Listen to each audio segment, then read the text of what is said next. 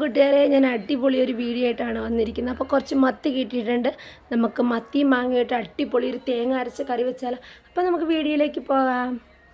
അപ്പോൾ കൂട്ടുകാരെ, നമുക്ക് കറിയിലോട്ട് കടന്നാലോ.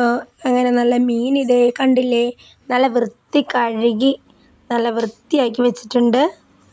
പിന്നെ അതിൻ്റെ കൂടെ നമുക്ക് വേണ്ടുന്ന സാധനങ്ങൾ ഇത്രയും സാധനങ്ങളാണ് വേണ്ടുന്നത്. നമ്മുടെ മെയിനായിട്ട് വേണ്ടത് നമ്മുടെ പച്ചമാങ്ങ, ഉള്ളി, തക്കാളി, വെളുത്തുള്ളി, പിന്നെ ഇഞ്ചി വേണമായിരുന്നു, ഇഞ്ചി ഇല്ലായിരുന്നു.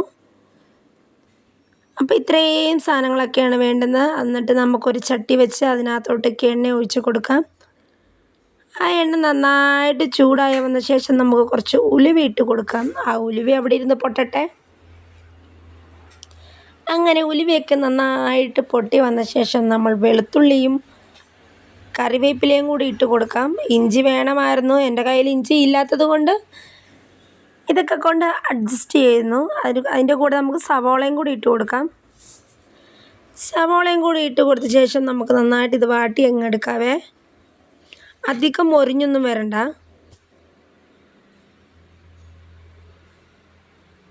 ജസ്റ്റ് ഇങ്ങനെ വാടിയൊന്ന് വന്നാൽ മതിയേ. നല്ലോണം മൊരിഞ്ഞ് വരുമ്പം ഇതിൻ്റെ ഈ വെളുത്തുള്ളിയുടെ ഒന്നൊരു ടേസ്റ്റ് നമുക്ക് അതിനകത്ത് കിട്ടിയില്ല. കുറച്ചൊരു പച്ചയോട് കൂടി തന്നെ വേണം. അതിൻ്റെ കൂടെ നമുക്ക് തക്കാളിയും കൂടി ഇട്ട് കൊടുക്കാവേ. അങ്ങനെ നമ്മുടെ തക്കാളിയും കൂടി ഇട്ട് കൊടുത്ത് നന്നായിട്ട് അങ്ങ് വാടി വന്നിട്ടുണ്ട്. നമുക്ക് അതിനകത്തോട്ട് നമ്മുടെ മെയിൻ ഐറ്റമായത് ഇട്ട് കൊടുത്താലോ. നമ്മുടെ മെയിൻ ഐറ്റം എന്ന് പറയുന്നത് നമ്മുടെ പച്ചമാങ്ങയാണ്. നമ്മുടെ പച്ചമാങ്ങ ഇട്ട് തേങ്ങ അരച്ചൊരു മത്തിക്കറിയാണിത്. അങ്ങനെ പച്ചമാങ്ങ നന്നായിട്ട് നമ്മുടെ എണ്ണയിൽ കിടന്നൊന്ന് വാടി വന്ന ശേഷം നമുക്ക് എരിവിന് വേണ്ടി ആവശ്യത്തിന് മുളക് പൊടി ഇട്ട് കൊടുക്കാവേ. അങ്ങനെ മുളക് പൊടി ഞാനിവിടെ 3 സ്പൂൺ ഇട്ട് കൊടുത്തിട്ടുണ്ട്. എരിവനുസരിച്ച് ഇട്ട് കൊടുക്കാവേ എല്ലാവർക്കും. അങ്ങനെ ഞങ്ങൾക്ക് ഇവിടെ ഇച്ചിരി എരിവ് അധികം വേണം, അതുകൊണ്ട് ഞാൻ 3 സ്പൂൺ മുളക് പൊടി ഇട്ടിട്ടുണ്ട്. നല്ല എരിവുള്ള മുളക് പൊടിയാണ്.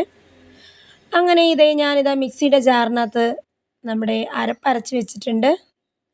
ഇത് ഞാൻ കുറച്ച് മഞ്ഞൾപ്പൊടിയും കറിവേപ്പിലയും തേങ്ങയും കൂടി അരച്ചൊരു അരപ്പാണ്.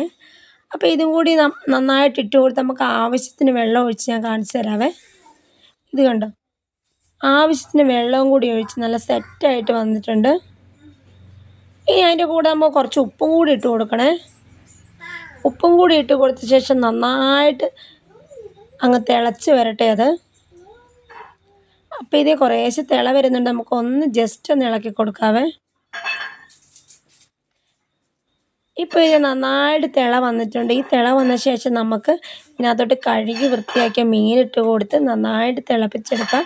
അന്നേരത്തിന് നമ്മുടെ തേങ്ങ അരച്ച മീൻ കറി ഇവിടെ സെറ്റായി വന്നു. അപ്പോൾ അടിപൊളി മീൻ കറിയാണ്. എല്ലാവരും മസ്റ്റായി ട്രൈ ചെയ്ത് നോക്കണം. ഇഷ്ടപ്പെട്ടെങ്കിൽ ലൈക്ക് ചെയ്യണം, കമൻറ്റ് ചെയ്യണം.